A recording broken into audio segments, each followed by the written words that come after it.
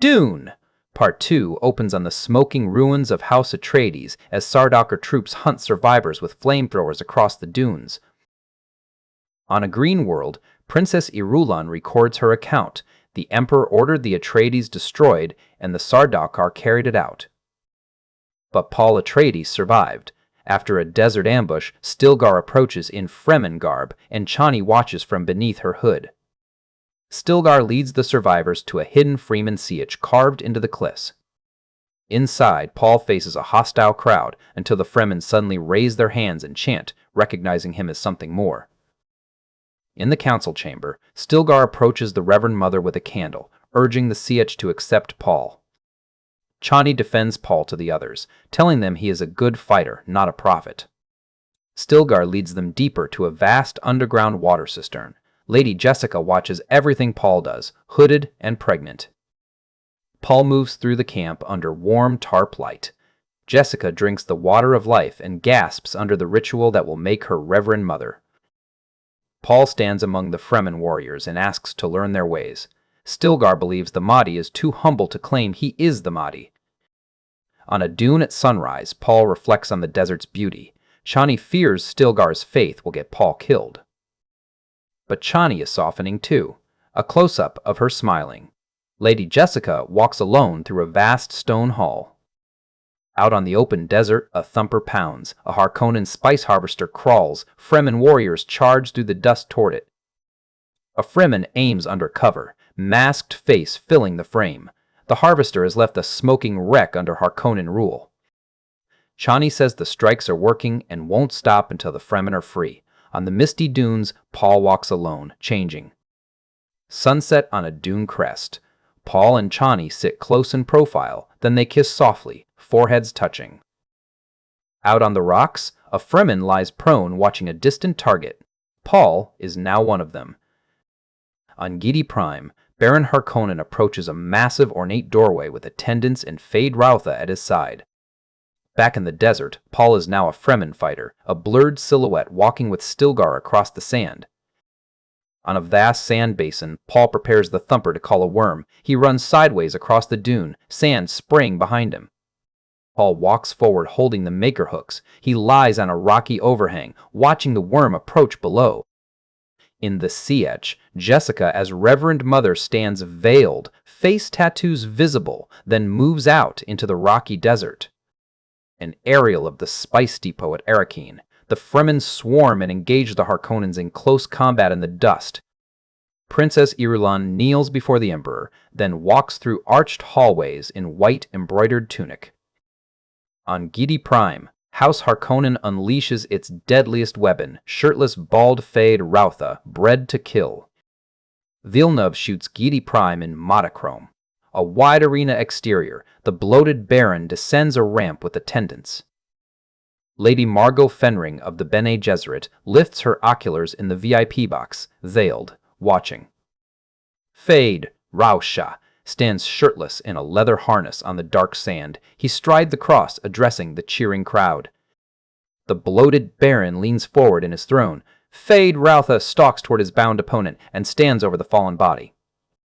A wide vertical shot of the vast cheering crowd, thousands of pale figures in monochrome. In the Imperial Palace garden, Irulan looks worried. Title card, Rabban, is the new planetary governor of Arrakis. On Arrakis, a silhouetted figure operates harvester controls. The Harkonnens keep drilling. A Fremen warrior in tan veil and goggles watches. In a Fremen sietch cave, figures gather under a rocky overhang. Gurney Halleck stands inside, bearded face in cave light, returned from the dead. Out in the desert, Gurney stands wearing goggles, looking on as Fremen warriors gather. In the ceremonial chamber, Lady Jessica appears as Reverend Mother with elaborate veil and tattoos. In the sietch sand circle, a robed figure crawls across sand. A small figure stands among the watching Fremen. A tiny silhouette of Paul running across the vast dune at sunset. Then disaster, an empty stone corridor with fire damage and rubble, the sietch ruined. Inside the sietch interior, light beams stream through the woven dome as Paul and Chani hold each other, then embrace out in the desert. Meanwhile, in the Harkonnen interior, Fade Rautha, bald and pale in armor, listens with intense focus. In the Sietch chamber, a guard issues a warning. If you drink, you shall die.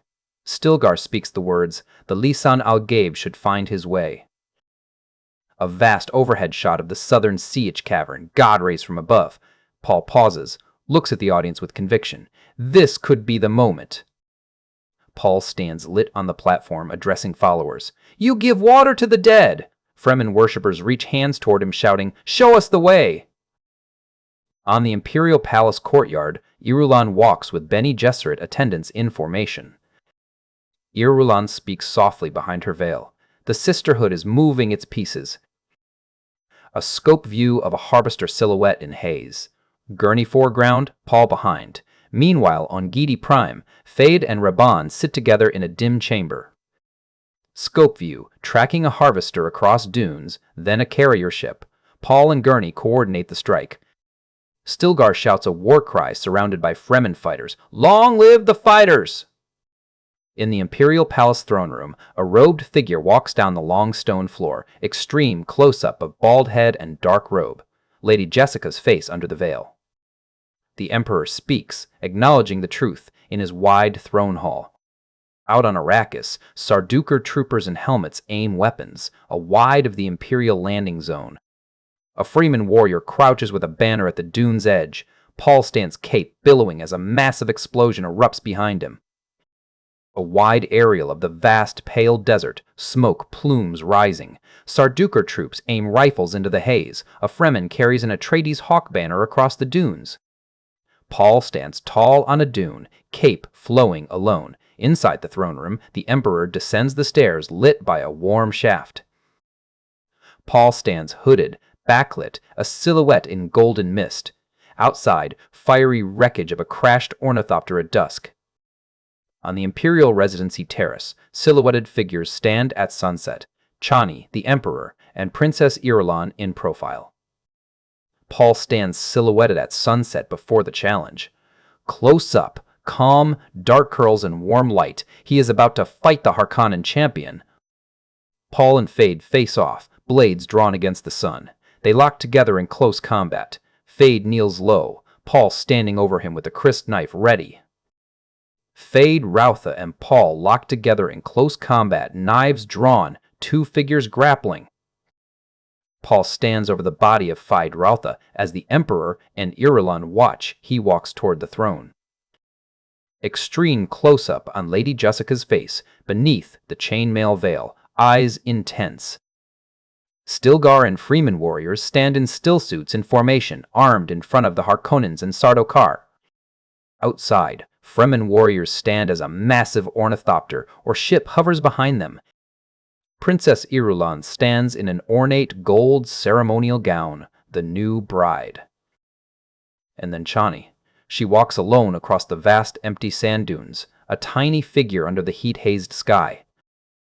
Rolling empty dunes stretch out. Chani turns and looks back, then walks on. End.